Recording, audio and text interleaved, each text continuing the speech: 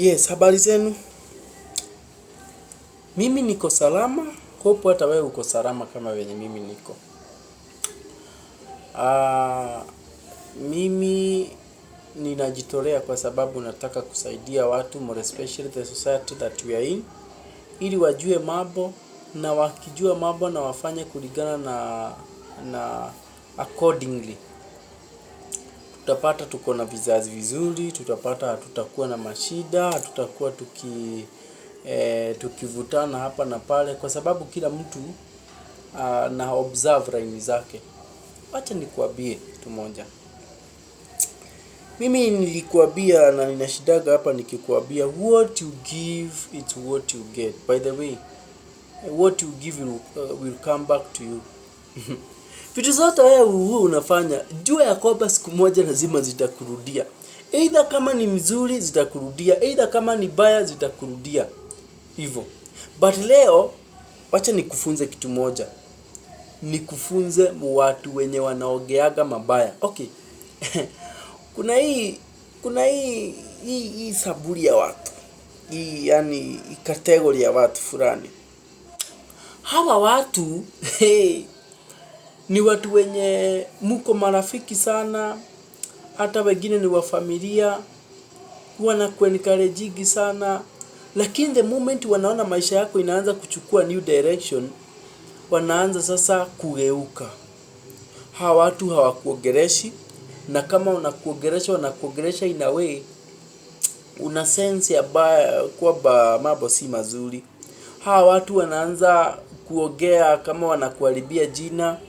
Nimepata wengine mpaka maybe Mungu akikujalia uanze kufanya mambo kama unajegea wazazi, kama umenunua gari, kama umeweka biashara, unapata wanachukua watu wengine na kuambia kwamba hapana, huyo mtu alijigizana na mambo zingine ya kidunia, huyo mtu ako na cards ama altars, na anakuharibia jina kama hivyo, na anakuharibia jina.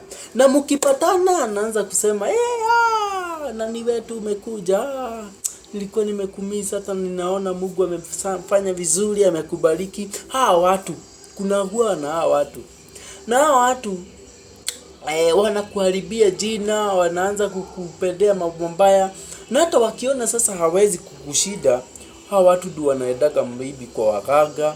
Hawa watu ndio wanaanza kukutamania mabaya. Unapata wengine mpaka wewe umenunua gari juzi, unapata wengine by the way wametengeneza kikosi wakuje waibe hiyo gari yako.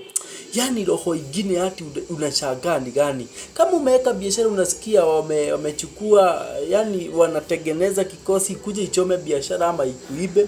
Unapata wengine wanajua uko na pesa, wanatengeneza tu kikosi kuje tu ikunyang'anye pesa.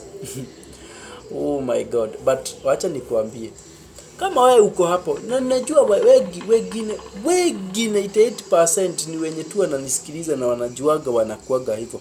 Kama wewe unajuaga unaangaliaga rafiki yako venye amebarikiwa, unasikia kitu yani kiubaya kingine, wewe ndio unaongelesha, kuja hapa tuongee. Acha nikuambie, unaona venye huo unasikia hiyo vibaya. Husikiagi hiyo vibaya kwa sababu ya rafiki yako, ama kwa sababu ya ndugu yako, ama kwa sababu ya huyo mtu unasikia vibaya. Imagine ni wewe unajisikiliaga vibaya.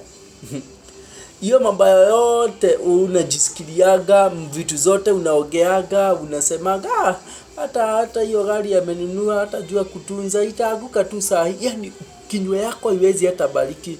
Hata huyo venye ameolewa, hawezi tunza doa, saa hii atatupwa tu. Tunamjua, yani kinyongo. Kinyongeni wewe, roho yako tu ni ya kinyongo. Acha nikwambie, hiyo mambo unasema si ya huyo mtu, hiyo itakurudia, na itakurudia ikiwa 100%. Wewe ukitakia mtu mabaya inakurudia. Nimesoma leo kwa Bible, juu mimi nakuaga nimeokoka. Nimesoma in Psalms, na muende msome Psalms 109 verse 17. Inasema nalaaniwe kabisa mtu mwenye huwa analaani. Yani kinywa chake kinatoka tu maneno ya kulaani. Ajue ya kwamba akisema hiyo maneno si hasemagi ati affect wengine, yeye ndio itamulaani. So kama wewe unatakia mtu mabaya, jua wewe unapanda na wewe ndio utavuna. Si huyo oi nĩ ndakwĩra niĩ nĩ ndakwĩra ndakwĩra